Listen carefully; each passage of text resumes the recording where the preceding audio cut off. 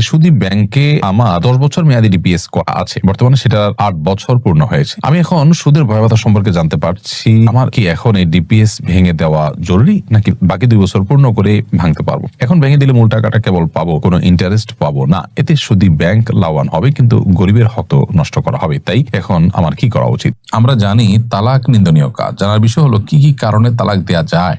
আমি বিয়ের কাবিননামায় টাকার অঙ্ক না লিখে স্বামীর নাম লিখতে চাচ্ছি, যেন কখনো বিচ্ছেদের সম্ভাবনা তৈরি হলে মহারণা হিসাবে আবার স্বামীকে পাই। এটা জায়েজ কিনা? গুনাহমুক্ত জীবনযাপন করার উপায় কি? সৃষ্টিকর্তার অস্তিত্ব নিয়ে আমার মনে সবসময় প্রশ্ন ঘোরাঘুরি করে। এটি বেশি ভাবলে গুনাহ হবে ভেবে চিন্তা না করার চেষ্টা করি, তারপরে এসব আমার মাথায় ঘোরাঘুরি করে। এটা থেকে প্রতিরোধের উপায় কি? আরবি হাবিবুল্লাহ বাসার রাজন আপনি লিখেছেন, জিন্স প্যান্ট নাভির উপরে না উঠালে কি গুনাহ হবে? ভাই রাজন, জিন্সের প্যান্ট যখন আপনি পরবেন তার উপরে যদি আপনার গেঞ্জি বা শার্ট ইত্যাদি থাকে, তাহলে ওইটা নাভির নিচে থাকলেও সমস্যা নেই। তবে হ্যাঁ, নাভি থেকে হাঁটু পর্যন্ত একজন পুরুষ তার এই সতরটা তাকে ঢেকে রাখতে হয়। সো কোনো না কোনো ভাবে ঢেকে রাখতে হবে। এখন প্যান্ট যদি নিচে থাকে, তাহলে তার উপরে শার্ট আছে, তো শার্টে ঢেকে রাখছে, তাহলে সেটা যথেষ্ট হবে আপনার জন্য। যদি শার্ট না থাকে, গেঞ্জি না থাকে, শুধু প্যান্ট পরা থাকে এবং সেটা নাভির নিচে যায়, তাহলে সেক্ষেত্রে সতর ও মুক্ত করার যে গুনাহ, সে গুনাহ হবে। গুনাহমুক্ত জীবনযাপন করার উপায় কি? পরিপূর্ণভাবে গুনাহমুক্ত জীবনযাপন করা আসলে কঠিন, অনেক ক্ষেত্রে অসম্ভব, কিন্তু ইমানদারের চেষ্টা থাকবে গুনাহমুক্ত জীবনযাপন করার জন্য। আর সেটির সবচেয়ে সহজ উপায় হলো গুনাহের পরিবেশ, গুনাহের প্রতিবেশ, এগুলো থেকে নিজেকে দূরে রাখা। যত বেশি আপনি গুনাহের পরিবেশ থেকে দূরে থাকবেন, তত বেশি গুনাহ থেকে বেঁচে থাকা আপনার জন্য সহজ হবে। দ্বিতীয়ত, গুনাহমুক্ত জীবনের জন্য নিজের দৃঢ় সংকল্প এবং ঐকান্তিক প্রচেষ্টা খুব বেশি গুরুত্বপূর্ণ। কেউ যখন নিজেকে তাকওয়ার উপরে রাখবার সংকল্প করেন এবং সেই সংকল্পটা যখন খুব সুদৃঢ় হয়, তখন তার জন্য সেই কাজটা আল্লাহ সুবহানাহু ওয়া তাআলা সহজ করে দেন। আল্লাহ বলেছেন, আল্লাযীনা জাহাদু ফীনা লানাহদিয়ান্নাহুম সুবুলানা। কেউ যখন আমার রাহে আসার চেষ্টা করে, সেই চেষ্টা থাকে সর্বোচ্চ পর্যায়ের চেষ্টা, সাধনা, তখন আল্লাহ সুবহানাহু ওয়া তাআলা বলেছেন যে লানাহদিয়ান্নাহুম সুবুলানা, তাকে অবশ্যই আমি আমার দিকে আসার বহু পথ দেখিয়ে দেব। তো একজন মুসলিম তিনি চেষ্টা করবেন তার জায়গা থেকে গুনাহমুক্ত জীবন যাপন করার জন্য। পরিবেশ যেমন বেছে নিবেন, সেরকম গুনাহের পরিবেশ যেন না থাকে সেরকম পরিবেশ বেছে নিবেন তার জীবন যাপনের জন্য। ঠিক তেমনি ভাবে যারা গুনাহ থেকে বাঁচার জন্য সংগ্রাম করে, সেরকম মানুষজনের সান্নিধ্য, তাদের সোহবত, তাদের সাহচর্য, সেটাকেও তিনি বেছে নেবেন। গুনাহগারদের সাহচর্য থেকে তিনি বেঁচে থাকবেন। ঐকান্তিক প্রচেষ্টা আর দৃঢ় সংকল্প থাকবে। কোনো গুনাহ হয়ে গেলে দ্রুততার সাথে তওবা করে, লজ্জিত হয়ে, অনুতপ্ত হয়ে আল্লাহর কাছে মাফ চেয়ে নেবেন এবং সর্বোপরি আল্লাহ সুবহানাহু ওয়া তাআলার কাছে দোয়া করবেন, চোখের পানি ফেলবেন। ইনশাআল্লাহ এর মাধ্যমে আমরা গুনাহমুক্ত জীবন যাপন করতে পারবো। আমিদুর রহমান আপনি লিখেছেন, একটি সুদী ব্যাংকে আমার 10 বছর মেয়াদী ডিপিএস করা আছে, বর্তমানে সেটার 8 বছর পূর্ণ হয়েছে। আমি এখন সুদের ভয়াবহতা সম্পর্কে জানতে পারছি। আমার কি এখন এই ডিপিএস ভেঙে দেওয়া জরুরি, নাকি বাকি 2 বছর পূর্ণ করে ভাঙতে পারবো? এখন ভেঙে দিলে মূল টাকাটা কেবল পাবো, কোনো ইন্টারেস্ট পাবো না। এতে সুদী ব্যাংক লাভবান হবে, কিন্তু গরিবের হক তো নষ্ট করা হবে। তাই এখন আমার কি করা উচিত? দেখুন, সুদের কারবার করে তারপর গরিবের উপকার করা, এটার কোনো প্রয়োজন নেই। আমরা অনেকেই ভুলটা করি। আমাদের কাছে অনেকে এও প্রশ্ন করেন যে আমি কোন একটা ব্যাংকে রাখলে ইন্টারেস্ট কম পাবো, আরেক ব্যাংকে টাকা রাখলে ইন্টারেস্ট বেশি পাবো। তো আমি বেশি পাবো যে ব্যাংকে, সেখানে টাকাটা রেখে যদি আমি মুনাফা নেই, তাহলে সেই মুনাফার টাকা তো গরিবের বেশি উপকার হবে, এটা জায়েজ হবে কিনা? তো আমরা এর উত্তরে বলেছি না, আপনার জন্য সুদী ব্যাংকে লেনদেন করাই জায়েজ নয়। আপনি সুদের কারবার করে টাকাটা নিজে খাবেন না, আরেকজনকে দিবেন, কারবারটা তো আপনি করলেন, চুক্তিটা আপনি মেনে নিলেন। আল্লাহ তাআলা সুদ খেতে যেমন নিষেধ করেছেন, সুদের কারবার, সুদের চুক্তি, সুদের লেনদেনকে মেনে নেওয়া বা এটার সাথে সম্পৃক্ত হওয়াটাকেও নিষেধ করেছেন। সুদের সাথে সংশ্লিষ্ট সকলের প্রতি এই জন্য তো লানত বর্ষিত হয়। যে সুদ লিখলো, সে সুদের সাক্ষ্য দিল, বিভিন্নভাবে ইনভলভ হলো, তাদের সবার প্রতি লানত বর্ষিত হয়। যার কারণে আপনার জন্য উচিত হবে 8 বছর হলেও আপনি এখনই ফিরে আসা। এতে সুদের যে টাকাটা পেতেন আর 2 বছর পরে, সেটা আপনি পাবেন না। তো এটা পেলে তো আপনার বিশেষ কোনো লাভ নেই, কিন্তু 2 বছর আপনি গুনাহের মধ্যে থাকবেন। 2 বছর আপনার মৃত্যু হলে কি হবে? তাছাড়া আপনি ইচ্ছাকৃতভাবে কন্টিনিউ কিভাবে করতে পারেন? আল্লাহ তাআলা কোরআনে কারিমে বলেছেন, ফামান জাআহু মাউইযাতুম মির রাব্বিহি ফান্তাহা ফালাহু মা সালাফ।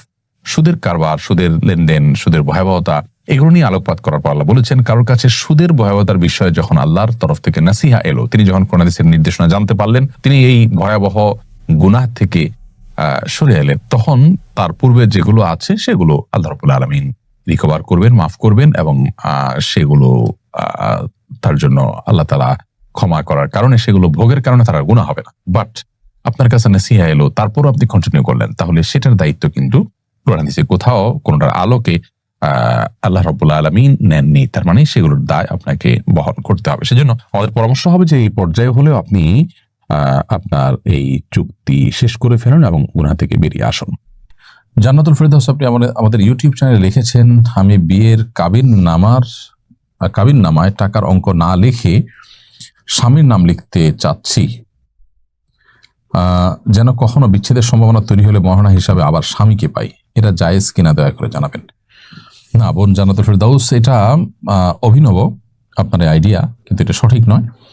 বিয়ের কাবিননামায় আপনার এমন কিছু উল্লেখ করতে হবে যেটা আসলে কোনো একটা বিনিময়যোগ্য বা যেটার কোনো একটা মূল্য বের করা যায়।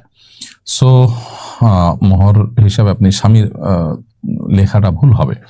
স্বামী তো আপনি বাই ডিফল্টই পাচ্ছেন, কিন্তু আপনি যে আপনার চিন্তার কথা, যে থিঙ্কিং এর কথা বলেছেন, সেটি আবেগের কথা, বাস্তবতার কথা নয়। বাস্তবতার কথা হলো যে মোহরের ঘরে আপনার কোনো টাকার অঙ্ক, স্বর্ণ গহনা বা এমন কিছু লিখতে হবে যেটা বিনিময়যোগ্য বা যেটা আর কোনো একটা মূল্য বের করা যায়, তাহলে সেক্ষেত্রে সেটা মোহর হবে। এর বাইরে আপনি এমন কিছু যদি লেখেন যেটা আসলে মোহর হওয়ার উপযুক্ত নয়, তাহলে সেক্ষেত্রে বিবাহ হয়ে যাবে। এই ধরনের কোনো কিছুকে মোহর হিসাবে ধার্য করে বিয়ে করলে কিন্তু সেক্ষেত্রে আপনার বংশের আপনার মতো এরকম গুণের মেয়ের যেরকম মোহর হয়ে থাকে, সেই মোহরের মিছিলটা এখানে বাই ডিফল্ট ফিট হয়ে যাবে। অর্থাৎ ওইরকম মেয়ে যে মোহর হয়, যেরকম মোহর হয় সেরকম মোহর এখানে ফিক্স হয়ে যাবে। এমডি শরীফুল ইসলাম আপনি লিখেছেন, আমরা জানি তালাক নিন্দনীয় কাজ, জানার বিষয় হলো কি কি কারণে তালাক দেয়া যায়।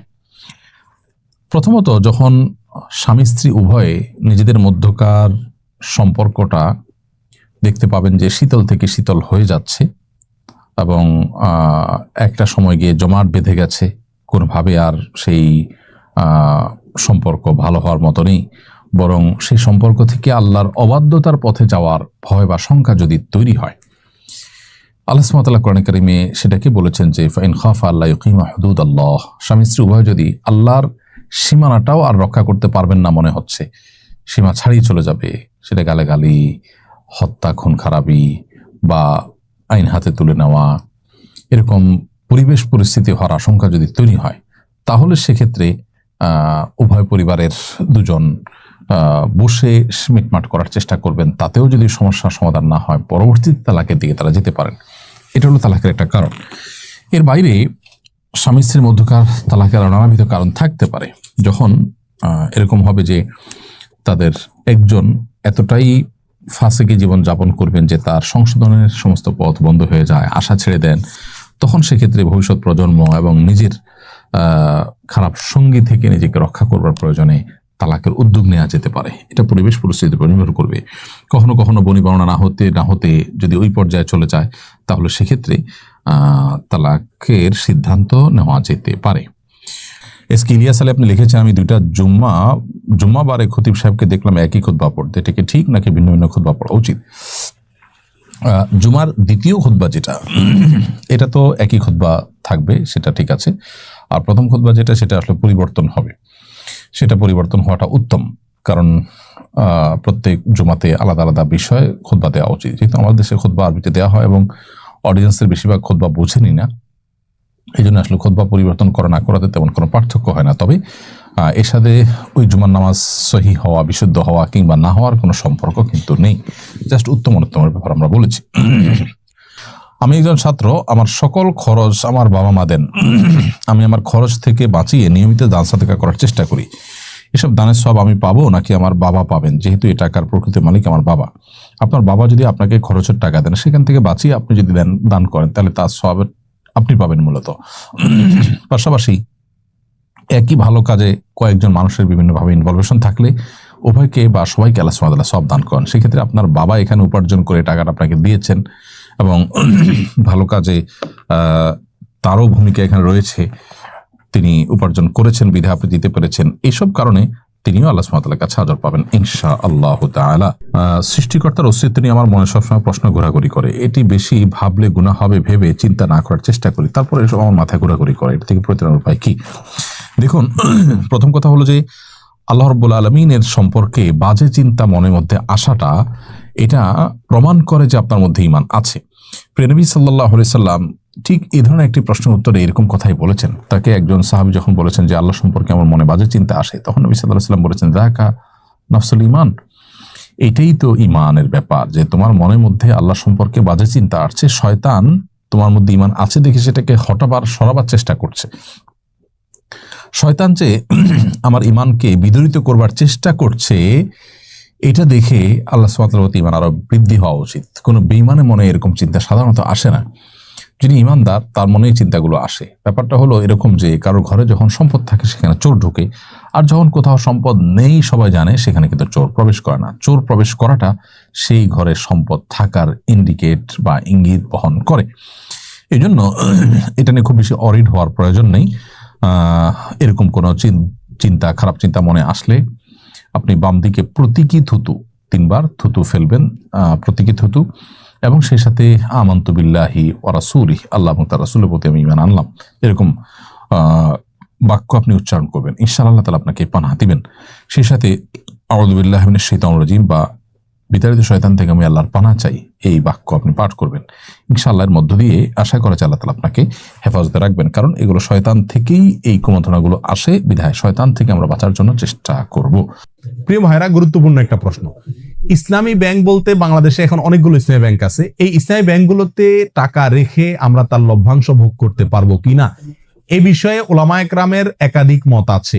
কিছু ওলামায়ে কেরামের গবেষণা অন্তে তারা বলেন যে ইসলামী ব্যাংকগুলো আমাদের দেশের পরিসরে কেন্দ্রীয় ব্যাংকের অধীনে থাকতে হয়, দেশের প্রচলিত নিয়ম কারণ মেনে চলতে হয়, যার কারণে এবং অনেক ক্ষেত্রে সদিচ্ছার অভাব বা ঘাটতি থাকার কারণে পরিপূর্ণ ইসলামিক না।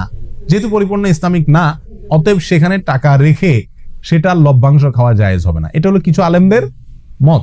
এর বিপরীতে অন্য ওলামায়ে কেরাম বলেন যেহেতু আমাদের সমস্ত ইসলামী ব্যাংকগুলোর শরিয়া বোর্ড আছে এবং সে শরিয়া বোর্ডে গ্রহণযোগ্য ওলামায়ে কেরাম বসে আছেন, তাদের দায়িত্ব হলো এটা ইসলামী পদ্ধতিতে চলছে কিনা মনিটরিং করা, পরামর্শ দেওয়া।